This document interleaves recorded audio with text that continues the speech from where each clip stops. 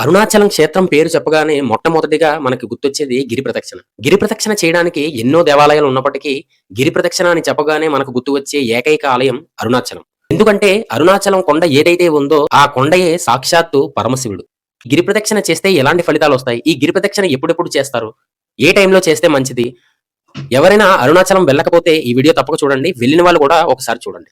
దర్శనము అనగా గిరి ప్రదక్షిణం చేయుచున్నప్పుడు గిరి ప్రదక్షిణ మార్గంలో ఒక ప్రత్యేక స్థలము నుంచి కొండ శిఖరాన్ని దర్శించుకోవడమే దర్శనం అంటారు. గిరి ప్రదక్షిణ మార్గంలో కొన్ని కోట్ల సంఖ్యలో ఇలాంటి దర్శనాలు ఉన్నాయి. చాలా మంది ఎంత వేగంగా గిరి ప్రదక్షిణ చేస్తాము అని చూస్తారు కానీ ఈ గిరి ప్రదక్షిణ ఎలా చేయాలి అంటే ఒక నిండు మాసాల గర్భిణీ స్త్రీ నడిచి వెళ్ళినట్లుగా చేయవలనని పెద్దలు ఉపదేశించారు. ఆ రకంగా దర్శనం ఒక్కటే అయినప్పటికీ కూడా పగలు, రాత్రి, రోజు, వారము, నక్షత్రము, శుభ సమయము, తిథి వంటి వేరువేరు నియమాలకు తగినట్లుగా వివిధ రకాలుగా పొందవచ్చు. అరుణాచలంలో సాక్షాత్ పరమశివుడే పూర్ణయోగ సిద్ధలింగం కింద కొండ రూపంలో దర్శనం ఇవ్వడం వల్ల కొండ చుట్టూ ప్రదక్షిణం చేయటయే అతి గొప్ప పూజా విధానం. ఈనాటికి కోట్లాది సిద్ధపురుషులు, మహానుభావులు, యోగ పురుషులు ప్రతిరోజు అరుణాచల గిరిని గిరి ప్రదక్షిణం చేస్తూ ఉన్నారు. ఈ భూలోకంలో అనేక ప్రదేశాల్లో గిరి ప్రదక్షిణ విధానం ఉన్నప్పటికీ 2 ప్రదేశాల్లో మాత్రమే ఈ గిరి ప్రదక్షిణ అత్యంత ఆకర్షణీయంగాను అత్యధిక ప్రాముఖ్యతను పొందాయి. ఒకటి హిమాలయాల నందు ఉన్న కైలాసగిరి ప్రదక్షిణము, మరొకటి తిరువణామలైలో ఉన్న అరుణాచల గిరి ప్రదక్షిణం. టిబెట్ దేశమునందు దైవదత్తమైన మహోన్నత జీవితం గడుపుతున్న లామాలు అను గొప్ప యోగులు నేటికి భౌతిక శరీరంతో శ్రీ కైలాస పర్వత ప్రదక్షిణము చేస్తున్నారు. ఆధ్యాత్మిక సూక్ష్మ శరీరంతో అరుణాచలం కొండను కూడా ప్రదక్షిణం చేస్తున్నారు. శ్రీ ఆంజనేయ స్వామి, శ్రీ అగస్త్య మహాముని వంటి సిద్ధ దైవ అవతారమూర్తులు కూడా ఏదో ఒక రూపంలో ప్రతిరోజు గిరి ప్రదక్షిణ చేస్తూనే ఉంటారు. ఇక్కడ పగలైనా, రాత్రైనా, సాయంత్రమైనా, ఎండైనా, వానైనా ఎప్పుడు ఎవరో ఒకరు ప్రదక్షిణ చేస్తూనే ఉంటారు. సాధారణ రాతి కొండలాగా మన కన్నులకు కనిపించిన అరుణాచలం కొండ లోపల దాగి ఉన్న ఆధ్యాత్మిక నిధులు ఎన్నెన్నో. ఉదాహరణకు అరుణాచలం కొండ యొక్క కొండ శిఖరం నందు ఒక మూల వృక్షం అనబడు మర్రి చెట్టు ఉంది. ఈ వృక్షం కింద శ్రీ దక్షిణామూర్తి మానవ శరీరం ధరించి నేటికి యోగానంద ధ్యాన వ్యవస్థలో తిరు అరుణగిరి యోగిగా దర్శనమిస్తున్నారు. కానీ ఎవ్వరూ సులభంగా వెళ్లి దర్శించుట వీల్లేదు. శ్రీ రమణ మహర్షి గారికే ఆ మర్రి చెట్టు యొక్క ఒకే ఒక ఆకును మాత్రమే దర్శించే భాగ్యం కలిగింది. అంటే మన పరిస్థితి ఏమిటన్నది కాస్త ఆలోచించండి. విధి ప్రకారముగా తపస్సు చేసిన వారు మర్రి చెట్టు ఉన్న కొండ శిఖరం భాగంలో శ్రీ ఆది పరాశక్తి యొక్క అంశమైన శ్రీ ఆయుర్దేవి యొక్క జ్యోతి స్వరూపం దర్శనం పొందవచ్చు. భూలోకంలో మరెక్కడను ఈ అంబిక యొక్క జ్యోతి దర్శనం లభించుట అంత సులభం కాదు. శిలాజ్యోతి రూపాన్ని సనకాది మునులు నలుగురు ప్రతి దినము విచ్చేసి పూజించి వెళ్తున్నారు. శ్రీ సూర్య భగవానులు కూడా ప్రతిరోజు శ్రీ ఆయుర్దేవిని మొక్కి వెళ్తారు. అరుణాచల క్షేత్రంలో గిరి ప్రదక్షిణ ప్రాముఖ్యతలు ఏంటో తెలుసుకుందాం. పంచభూత లింగాల్లో ఒకటైన అరుణాచలం దేవాలయం చుట్టూ పౌర్ణమి రోజు గిరి ప్రదక్షిణ చేసేందుకు భక్తులు అధిక సంఖ్యలో తరలి వస్తారు.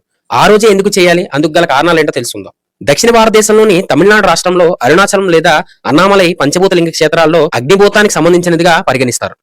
పురాణాల ప్రకారం గంధర్వులు, దేవతలు, మహర్షులు, శివలోకం, విష్ణులోకం వంటి అన్యలోక వాసులు కూడా ఈ అరుణాచలం వచ్చి భూలోకంలో ఉండే జీవరాశుల రూపంలో అంటే ఈగ, చీమ, పశువుల రూపంలో వచ్చి అరుణాచలేశ్వరుడి గిరి చుట్టూ ప్రదక్షిణ చేస్తారని చెప్తారు.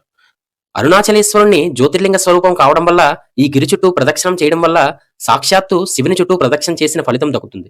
అందుకే రమణ మహర్షి గారు ఈ గిరి చుట్టూ ప్రదక్షిణ గురించి, దీని ప్రాముఖ్యత గురించి పదే పదే చెబుతూ ఉండేవారట. మరీ ముఖ్యంగా పౌర్ణమి రోజు నిండు పున్నమి వెన్నెల్లో గిరి ప్రదక్షిణ చేయడం వల్ల జీవితంలో అనేక ప్రయోజనాలు కలుగుతాయి.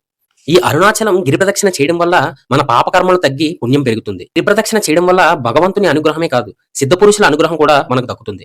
అరుణాచలంలో గిరి ప్రదక్షిణ మొదలు పెట్టడానికి ముందు తప్పనిసరిగా రాజగోపురం ముందు ఒక దీపం పెట్టి మనసులో స్వామి, నాకు ఏది ఇస్తే నేను ఆనందంగా ఉంటానో అదే నాకు ప్రసాదించు అని కోరుకొని గిరి ప్రదక్షిణను ప్రారంభించాలి. గిరి ప్రదక్షిణ మొత్తం కూడా శివనామ స్మరణ చేస్తూ వెళ్ళాలి.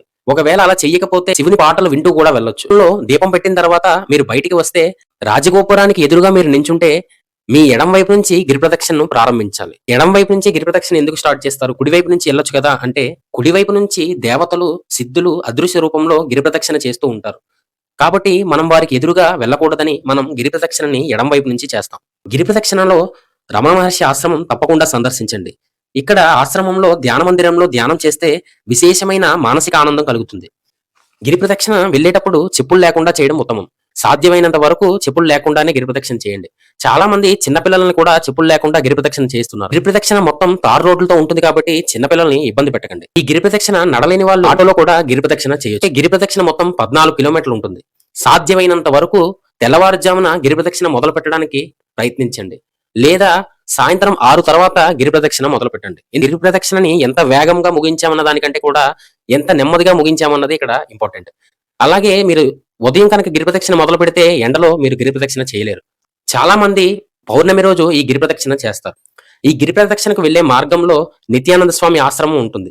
ఇక్కడ పౌర్ణమికి, మహాశివరాత్రికి ముఖ్యమైన రోజుల్లో 24 గంటలు కూడా అన్నదానం చేస్తారు. అరుణాచల గిరి ప్రదక్షిణలో తప్పనిసరిగా అన్నామలై దేవాలయాన్ని సందర్శించండి. ఎంత త్వరగా గిరి ప్రదక్షిణ పూర్తి చేశాము అనేది కాకుండా నిండు గర్భిణి వలె నిదానంగా అరుణాచల నామస్మరణ చేస్తూ గిరి ప్రదక్షిణ చేయండి.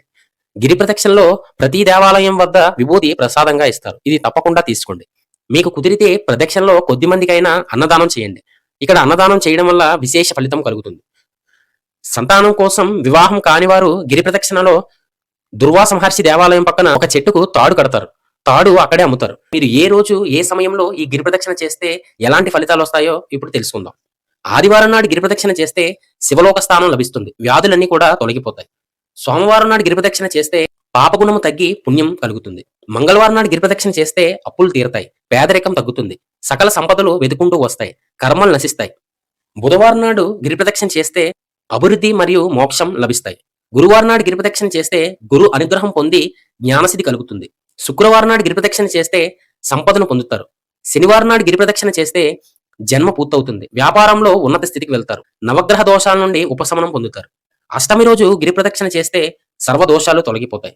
బ్రహ్మముహూర్త సమయంలో గిరి ప్రదక్షిణ చేస్తే కోరుకున్న శక్తులు పొందుతాం. పగలు సాయంత్రం గిరి ప్రదక్షిణ చేస్తే చైతన్యం, ధ్యానం పెరుగుతుంది. రాత్రి లేదా అర్ధరాత్రి సమయంలో గిరి ప్రదక్షిణ చేస్తే అష్టమ సిద్ధులను పొందుతారు. అమావాస్య రోజు గిరి ప్రదక్షిణ చేస్తే శివుని అనుగ్రహాన్ని సంపూర్ణంగా పొందుతారు.